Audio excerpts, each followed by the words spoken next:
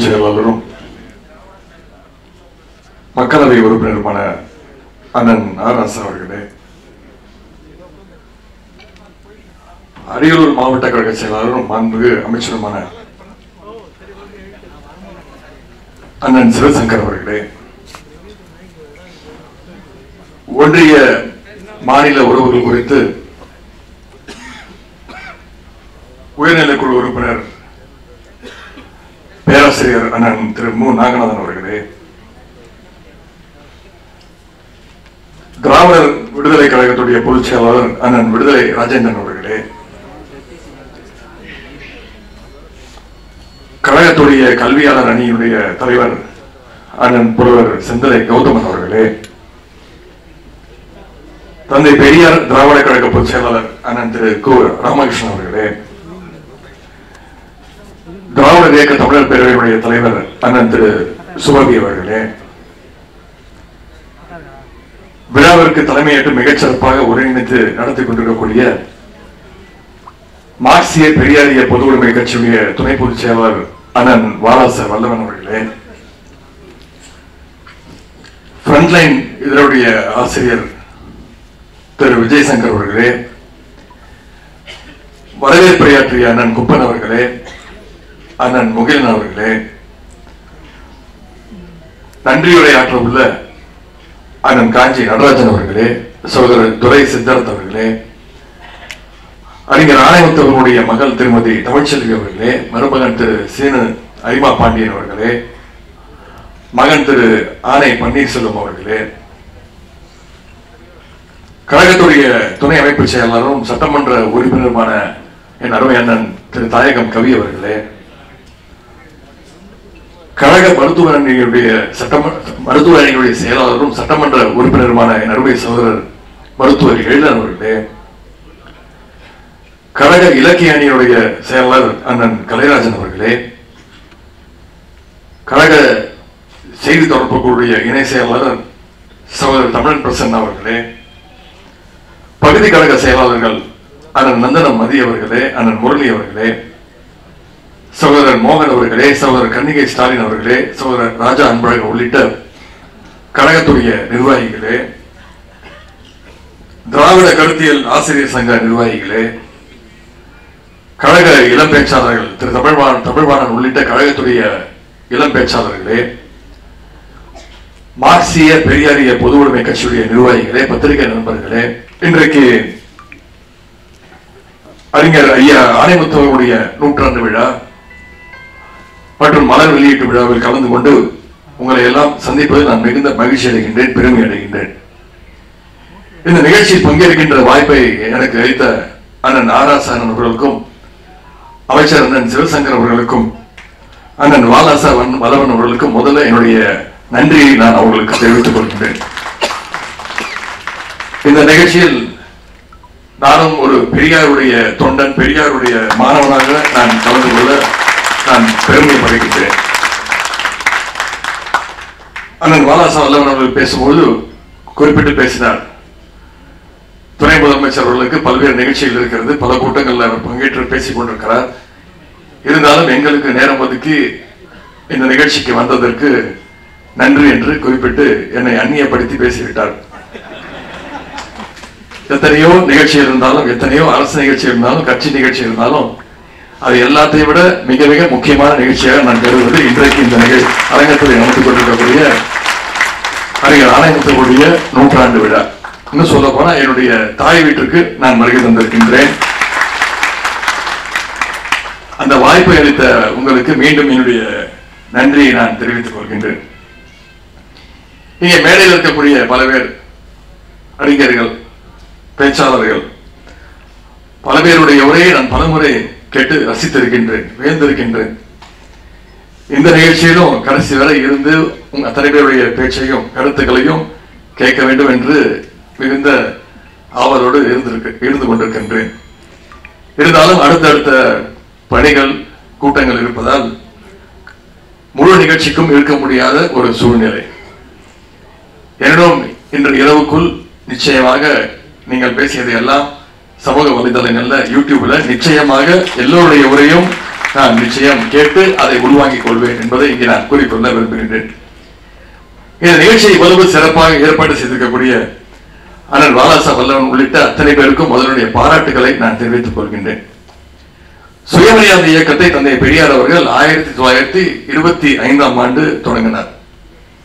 அதே 1925ஆம் ஆண்டுதான் ஐயா ஆணைமுத்து அவர்களும் பிறந்தார்.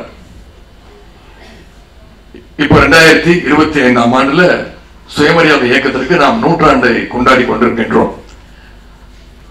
ஐயா ஆணைமுத்து அவர்களுடைய நூற்றாண்டு விழாவையும் சுயமரியாதை இயக்கத்துடைய நூற்றாண்டு விழாவோடு சேர்த்து நாம் கொண்டாடி கொண்டிருக்கின்றோம். ஐயா ஆணைமுத்து அவர்களுக்கு நம்முடைய திராவிட முன்னேற்ற கழகத்தின் மீதும் டாக்டர் கலைஞர் மீதும் எப்பொழுதுமே ஒரு தனி பிரியம், தனி பாசம் உண்டு, தனி அன்பு உண்டு. தந்தை பெரியாரனுடைய கருத்துக்களை ஒவ்வொரு தலைப்பாக தொகுத்து பெரியார் ஈவேரா சிந்தனைகள் என்கிற நூலாக ஐயா ஆணைமுத்து அவர்கள் கொடுத்திருக்கின்றார். 1974 அன்றைய முதலமைச்சராக இருந்த கலைஞர் அவர்கள் ஐயா ஆணைமுத்து அவர்கள் தொகுத்த பெரியார் ஈவேரா சிந்தனைகள் முதல் பதிப்பை வெளியிட்டு சிறப்பித்தார். அது மட்டுமல்ல, இங்க அண்ணன் வாலாசாந்தவன் பேசும்போது குறிப்பிட்டு சொன்னார், அந்த தொகுப்புகளுடைய மறுபதிப்பையும் 2010ஆம் ஆண்டு அண்ணா அறிவாலயத்தில் நம்முடைய கலைஞர் அவர்கள் தான் வெளியிட்டார்கள். அந்த விழாவில் நம்முடைய முதலமைச்சர் கழக தலைவர் அவர்களும் கலந்து கொண்டு சிறப்பித்திருந்தார். எனவே வெறும் கலைஞருடைய பேரனாக மட்டுமல்ல, இன்றைக்கு நான் பெரியாருடைய பேரனாக, பேரறிஞர் அண்ணாவுடைய பேரனாக, பெரியவர் ஆணைமுத்தருடைய பேரனாக, கொள்கை பேரனாக இந்த நிகழ்ச்சியில் நான் கலந்து கொள்வதற்கு மிகுந்த பெருமை அடைகின்றேன். பெரியாருடைய தொண்டர்களுக்கு ஒரு சிறப்பு உண்டு. பெரியாருடைய தொண்டர்களை எல்லாரும் சொல்லுவாங்க, துறவிகளை விட தூய்மையானவர்கள், துறவிகளை விட மேலானவர்கள் என்று பெரியாருடைய தொண்டர்களை அனைவரும் சொல்வார்கள். அதற்கு உதாரணம், மிகச்சிறந்த உதாரணம் தான் ஐயா ஆணைமுத்து அவர்கள். 1956 தான் செஞ்சிருந்த பணியை விட்டுவிட்டு பெரியாருடைய கொள்கை பணிக்காக தன்னை அர்ப்பணித்துக் கொண்டவர் தான் திரு ஐயா ஆணைமுத்து அவர்கள். சிந்தனையாளர் இதழை தொடங்கி தனது இறுதி காலம் வரை அதை நடத்தி வந்தார். இப்பொழுது அந்த இதழை புதிய சிந்தனையாளர் என்ற பெயரில் நம்முடைய அண்ணன் வாலாசா வல்லவன் அவர்கள் நடத்தி கொண்டிருக்கிறார். கலைஞர் அவர்களிடம் ஆணைமுத்து ஐயா அவரிடம் ஒரு கோரிக்கை வைச்சார். அது என்ன கோரிக்கைனா, தந்தை பெரியாருடைய சிந்தனைகளை போல அண்ணாவுடைய சிந்தனைகளையும் நீங்கள் தொகுத்து வழங்க வேண்டும், புத்தகமாக வழங்க வேண்டும் என்று ஒரு கோரிக்கை வச்சார். ஐயா ஆணைமுத்து காலத்தில் நடக்கவில்லை என்றாலும் இங்கே வந்திருக்கக்கூடிய அண்ணன் புலவர் செந்தலை கௌதமன் அவர்கள் அண்ணா அறிவுக்கொலை என்று அண்ணாவின் எழுத்துக்கள், பேச்சுக்கள் அனைத்தையும் தொகுப்பாக கொண்டு வந்திருக்கின்றார். ஐயா ஆணைமுத்து அவர்கள் எழுத்து பணியோடு மட்டும் இருக்கவில்லை, அவர் களப்பணியிலும் ஈடுபட்டார். தமிழ்நாட்டில் மட்டுமல்ல, பீகார், டெல்லி போன்ற வட மாநிலங்களுக்கு சென்று சமூக நீதிக்காக குரல் கொடுத்திருந்தார். வட மாநிலங்களில் பல தலைவர்களை சந்தித்து மண்டல் கமிஷன் அறிக்கையை நடைமுறைப்படுத்த வேண்டும் என்பதற்காக குரல் கொடுத்தார் ஐயா ஆணைமுத்து அவர்கள். இன்றைக்கு பிற்படுத்தப்பட்ட மக்களுக்கு ஒன்றிய அரசினுடைய கல்வி நிறுவனங்கள்ல வேலை வாய்ப்புகளையும் இடஒதுக்கீடு கிடைத்திருக்குன்னா அதற்கு ஐயா ஆணைமுத்து அவருடைய உழைப்பு யாராலும் மறக்க முடியாது, மிக மிக முக்கியமானது. ஐயா ஆணைமுத்து போன்ற பெரியாருடைய தொண்டர்கள் இன்றைக்கு தமிழ்நாடு முழுக்க நிரம்பி இருக்கின்றார்கள். எந்தவித பலனையும் எதிர்பார்க்காமல் சமூகத்திற்காக, மக்களுக்காக தங்களை அர்ப்பணித்து உழைத்துக் கொண்டிருக்கிறார்கள். அதற்கு இந்த மேலேயே மிகச்சிறந்த உதாரணம் அண்ணன் சுபவி அவர்கள், அக்கா அருள்மொழி அவர்கள், அண்ணன் கோவை ராமகிருஷ்ணன் அவர்கள், அண்ணன் கொளத்தூர் மணி என அத்தனை பேரும் இன்றைக்கு தங்களுடைய வாழ்க்கையே பெரியாருடைய கொள்கைக்காக அர்ப்பணித்துக் கொண்டு வாழ்ந்து கொண்டிருக்கிறார்கள். பெரியார் தொண்டர்களுடைய அந்த தன்னலமில்லாத உழைப்பு தான் இன்றைக்கு தமிழ்நாட்டை சுயமரியாதையோட மண்ணாக மாற்றி வைத்துக் கொண்டிருக்கிறது. இங்கே பக்கத்தில் இருக்கக்கூடிய ஒருவர் உங்களுக்கு தெரியும், கிண்டியில் இருக்கக்கூடியவர் தமிழ்நாட்டுடைய ஆளுநர் ரவின்னு ஒருத்தர் இருக்கின்றார். நம்முடைய நண்பர் தான் அவர்.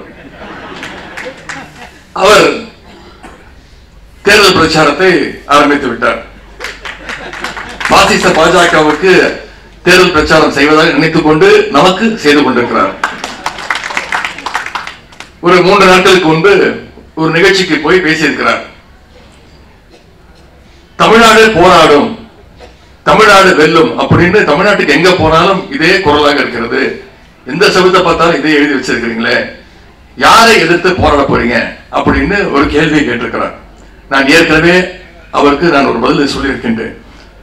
திரு ஆளுநர் ரவி அவர்களே, உங்களோடு தான் தமிழ்நாடு போராடும், உங்களை வென்று காட்டுவோம்.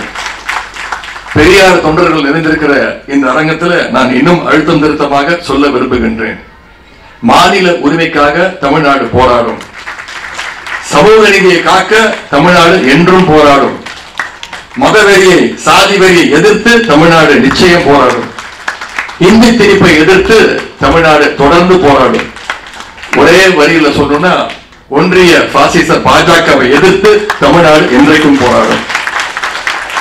இன்றைக்கு ஆளுநர் திரு ரவி அவர்கள் பேசும்போது குறிப்பிட்டு பேசுறார். அவர் தமிழ் கத்துக்கிறாரா, தமிழ் கத்துக்க முயற்சி எடுத்துக்கிட்டு இருக்கிறாரா. நீங்க தமிழ் கத்துக்கணும்னு முயற்சி பண்றீங்களே, அதுக்கு தமிழ்நாடு போராடினதுதான் முக்கியமான காரணம். அன்னைக்கு தமிழ்நாடு போராட்டம் இருந்திருந்தா ஆளுநர் ரவி அவர்கள் இன்னைக்கு தமிழ்ல பேசியிருக்க மாட்டார். நாமெல்லாம் இந்தியில பேசிட்டு இருந்திருப்போம். இன்னைக்கு இந்தி திணிப்புக்கு எதிரான உணர்ச்சியை இந்தியாவிலே தமிழ்நாட்டில் முதன்முதலாக உருவாக்கியவர் தான் தந்தை பெரியார் அவர்கள். 1937 தந்தை பெரியார் தான் இந்தி திணிப்புக்கு எதிரான முதல் போராட்டத்தை தமிழ்நாட்டில் தொடங்கி வச்சார். அப்ப தொடங்கி இப்ப வரைக்கும் எப்படியாவது தமிழ்நாட்டில் இந்தியை திணிக்க இன்னைக்கு வரைக்கும் முயற்சி பண்ணிட்டு இருக்கு ஒரு கும்பல். சமீபத்தில் புதிய கல்விக் கொள்கை ஒன்றிய பாஜக அரசு தமிழ்நாட்டுக்குள்ள திணிக்க பார்த்துச்சு. ஆனா தலைவர் அவர்கள் மற்ற மாநிலங்கள்லாம் ஏற்றுக்குச்சு. தமிழ்நாட்டு முதலமைச்சர் வரையும் தமிழ்நாட்டு முதலமைச்சர் மட்டும் அதற்கு குறுக்க நின்றார். ஏன்? புதிய கல்விக் கொள்கை ஏற்றுக்கிட்டா நீங்க தமிழ்நாட்டுக்குள்ள எப்படியாவது குறுக்கு வழியில இந்தி திணிப்பை மீண்டும் ஆரம்பிச்சிருவீங்க, இந்தியை மட்டுமல்ல சமஸ்கிருதத்தையும் கூட சேர்த்து கொண்டு வந்துடுவீங்க அப்படின்னு தமிழ்நாட்டு முதலமைச்சர் அதற்கு எதிர்ப்பு தெரிவித்தார். ஒன்றிய அமைச்சர் திரு தர்மேந்திர பிரதான் அவர்கள், பள்ளி கல்வித்துறை அமைச்சர் சொன்னார், புதிய கல்விக் கொள்கை நேஷனல் எஜுகேஷன் பாலிசியை தமிழ்நாடு ஏத்துக்கலன்னா ஒன்றிய அரசு கொடுக்க வேண்டிய நிதி 2500 கோடியை தமிழ்நாட்டுக்கு கொடுக்க மாட்டோம். நிதினா ஏதோ ஒன்றிய அரசோட நிதி கிடையாது, நாம கட்டி இருக்கக்கூடிய தமிழ்நாட்டு மக்கள் கட்டி இருக்கக்கூடிய வரி பணம், நம்மளுடைய வரி பணம் கொடுக்க மாட்டேன்னு சொன்னார். நம்முடைய முதலமைச்சர் அவர்கள் மிகுந்த தெளிவோடு சொன்னார், நீங்க புதிய கல்விக் கொள்கை மூலமாக இந்தியை திணிக்க முயற்சிக்கிறீங்க, சமஸ்கிருதத்தை கொண்டு வர முயற்சிக்கிறீங்க, நாங்க ஒழிச்சு கட்டின புதிய குலக்கல்வி திட்டத்தை மீண்டும் தமிழ்நாட்டுக்குள்ள கொண்டு வர முயற்சிக்கிறீங்க. 2500 கோடி கிடையாது, நீங்க 10,000 கோடி கொடுத்தாலும் எந்த நாளும் உங்களுடைய புதிய கல்விக் கொள்கையை தமிழ்நாட்டுக்குள்ள நான் உடைய விட மாட்டேன்னு சொல்லி சட்ட போராட்டத்தையும் நன்றி அதை பண்ணி அதையிலும் வெற்றி கண்டவர் தான் நம்முடைய முதலமைச்சர் அவர்கள், நம்முடைய கழக தலைவர் அவர்கள். பாசிஸ்டுக்கால நம்மளை வெற்றி பெற முடியல. இன்னைக்கு நம்முடைய முதலமைச்சர் வெற்றி பெற்றிருக்காருன்னா, நம்முடைய தலைவர் வெற்றி பெற்றிருக்காருன்னா அது தலைவருடைய வெற்றி கிடையாது, அது தந்தை பெரியாருடைய வெற்றி. இன்னும் தந்தை பெரியார் அவர்கள் தான் தொடர்ந்து வெற்றி பெற்றுக் கொண்டிருக்கிறார். அதனாலதான் இது தமிழ்நாடு, இது தமிழ்நாட்டுடைய அரசியல். தந்தை பெரியாருடைய கருத்துக்கள்ல உண்மையும் நியாயமும் முழுக்க முழுக்க இருந்துச்சு. அதனால்தான் தமிழ்நாட்டு மக்கள் இன்னைக்கும் பெரியாரை ஏற்றுக்கிட்டு இருக்கிறாங்க. வயதானவர்கள் மட்டுமல்ல, இன்றைக்கு இளைஞர்கள் கூட பெரியாருடைய கொள்கைகளை ஏற்றுக்கின்ற நிலைமை வந்திருக்கின்றது. நாங்க திராவிட முன்னேற்ற கழகத்தினுடைய இளைஞர்களின் சார்பாக திராவிட இயக்க கருத்துக்களை, தந்தை பெரியாருடைய கொள்கைகளை பயிற்சி பாசறை வகுப்பல் மூலமா எங்களுடைய இளைஞர்களை தம்பிமார்களிடம் தொடர்ந்து எடுத்துக்கொண்டு சென்றிருக்கிறோம். அந்த முயற்சிகளை தலைவருடைய கட்டளை ஏற்று அதை செய்து கொண்டிருக்கிறோம். முரசொலியில பாசறை பக்கம், முத்தமிழர் பதிப்பகம் மூலம் திராவிட இயக்கம், திராவிட முன்னேற்ற கழகம், பெரியாரையும் சார்ந்த கருத்துக்களை, வரலாற்றை எடுத்து இன்றைக்கு இருக்கக்கூடிய இளைஞர்கிட்ட கொண்டு போய் அதை சேர்த்துக் கொண்டிருக்கிறோம். யூனிவர்சல் அக்செப்டபிலிட்டி அப்படின்னு சொல்லுவாங்க, அதாவது எல்லோருக்கும் பொருத்தமா இருப்பதால்தான் இன்றைக்கும் தந்தை பெரியாருடைய கருத்துக்கள் ஆக்ஸ்போர்ட் பல்கலைக்கழகம் வரைக்கும் போய் சேர்ந்திருக்கிறது. நம்முடைய தலைவர் முதலமைச்சர் அவர்கள் சமீபத்தில் ஆக்ஸ்போர்ட் பல்கலைக்கழகத்தில் தந்தை பெரியாருடைய படத்தை திறந்து வைத்திருக்கின்றார். ஏனென்றால் தந்தை பெரியாருடைய சிந்தனைகள் எல்லாம் மனிதநேய சிந்தனைகள், மனித உரிமைகளுக்கான சிந்தனைகள். இன்னைக்கு இந்தியா முழுவதும் பாஜகவுக்கு எதிராக போராடக்கூடிய மக்கள் அனைவரும் இன்னைக்கு தந்தை பெரியார் படத்தை, பேரறிஞர் அண்ணா, கலைஞர் படங்களை கையில் ஏந்தி முழக்கமிடுறதை நாம் பார்த்துக்கிட்டு இருக்கிறோம். தந்தை பெரியார் அவர்கள் அரசியல் ரீதியாக தமிழ்நாட்டை பக்குவப்படுத்தி வைத்திருக்கின்றார். அதனால்தான் பாஜகவுடைய எந்த தில்லுமுள்ளு வேலையும் இன்னைக்கு தமிழ்நாட்டு மக்கள்கிட்ட ஈடுபட மாட்டேங்குது. பாஜகவில் நேரடியா மக்கள் ஆதரவை பெற முடியாது. அதனாலதான் இன்னைக்கு அதிமுகவை மிரட்டி அவங்களோட தோல் மேல ஏறிக்கிட்டு இன்னைக்கு சவாரி செஞ்சுட்டு தமிழ்நாட்டுக்குள்ள நுழைய பார்க்கிறாங்க. பாஜகவுக்கு பழைய அடிமைகள் பத்தாம இன்னைக்கு புது புது அடிமைகளையும் வலை வீசி தேடிட்டு இருக்குது பாஜக.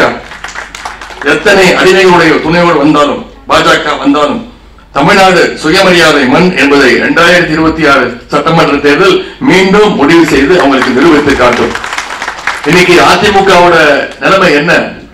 திரு எடப்பாடி பழனிசாமி அவர்கள் இன்னைக்கு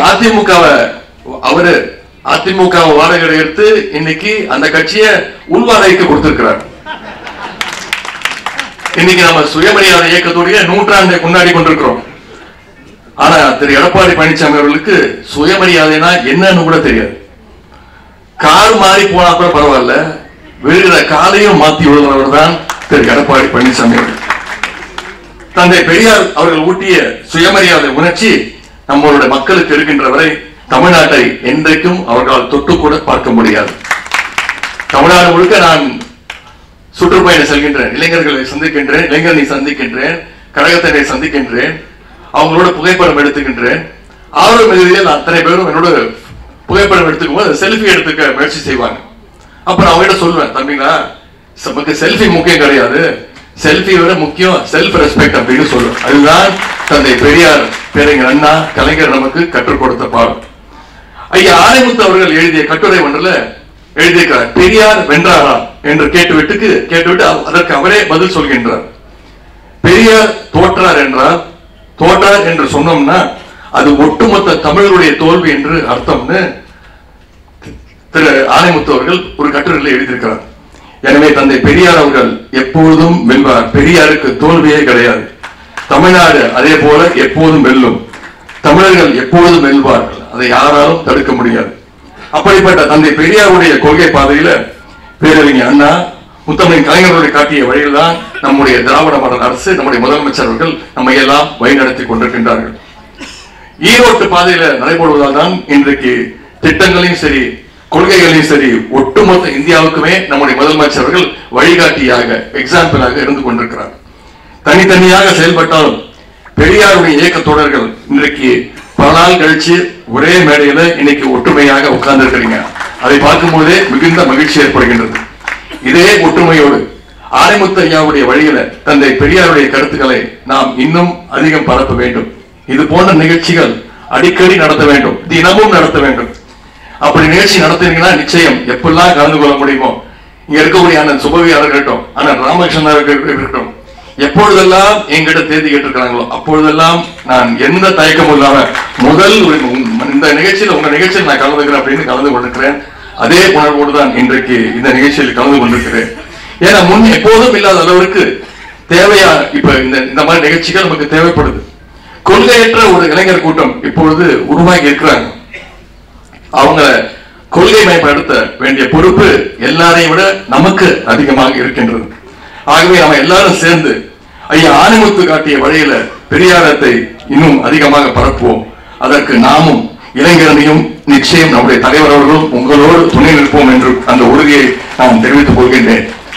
தோழர் ஆனைமுத்துடைய பெரியாரியல் தொகுதி 1 மற்றும் 2 ஆகிய நூல்களை கல்லூரி பாடத்தில் சேர்க்க வேண்டும் என்ற கோரிக்கையையும், ஆனைமுத்து அவர்கள் பிறந்த பெரம்பலூர் அல்லது திருச்சி மாவட்டத்தில் அவர் பெயரில் அரங்கம் ஒன்றை அமைக்க வேண்டும் என்ற 2 கோரிக்கைகளை அண்ணன் வாலாச வல்லவன் அவர்கள் இங்கே கொடுத்திருக்கின்றார். நிச்சயம் இதை முதலமைச்சருடைய கவனத்திற்கு எடுத்து சென்று அந்த கோரிக்கைகள் நிறைவேற்ற நான் நிச்சயம் துணை நிற்பேன் என்பதை கூறிக்கொண்டு, தமிழ் மண்ணில் எந்த காலத்திலும் பாசிஸ்டுகள் அனுமதிக்காமல் இருப்பதுதான் ஐயா ஆனைமுத்து அவர்களுக்கு நாம் செலுத்துகின்ற உண்மையான அஞ்சலியாக இருக்க வேண்டும். ஆகவே 2026 சட்டமன்ற தேர்தலில் சங்கிகளையும் அவங்களுடைய அடிமை கூட்டத்தையும் மீண்டும் விரட்டி எடுக்க இந்த மேடைகளை நாம் அத்தனை பேரும் உறுதியேற்றுக் கொள்வோம். ஐயா ஆனைமுத்து அவர்கள் உடலால் மறைந்தாலும் உணர்வுகளாலும் எழுத்தாகவும் கொள்கையாகவும் என்றும் நம்மோடு அவர் வாழ்ந்து கொண்டுதான் இருப்பார். எனவே அவர் புகழ் ஓங்கட்டும். இந்த நிகழ்ச்சியை மிகச் சிறப்பாக ஏற்பாடு செஞ்சிருக்கக்கூடிய அண்ணன் வாலாச வல்லவன் உட்பட அனைவருக்கும் மீண்டும் என்னுடைய வாழ்த்துக்களையும் பாராட்டுகளையும் கலந்து கொள்ள வாய்ப்பளித்தவங்க அத்தனை பேருக்கும் மீண்டும் என்னுடைய நன்றியை தெரிவித்து விடைபெறுகின்றேன். நன்றி, வணக்கம்.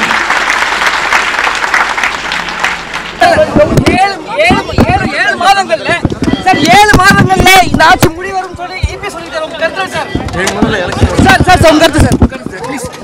7 மாசத்துல எலெக்ஷன் வரப்போகுதுல்ல, 7 மாதங்கள்ல இந்த ஆட்சி முடிவு சொல்லியிருக்காரு. 7 மாசத்துல எலெக்ஷன் வரப்போகுதுல்ல, அது மக்கள் முடிவு எடுப்பாங்க. நன்றி.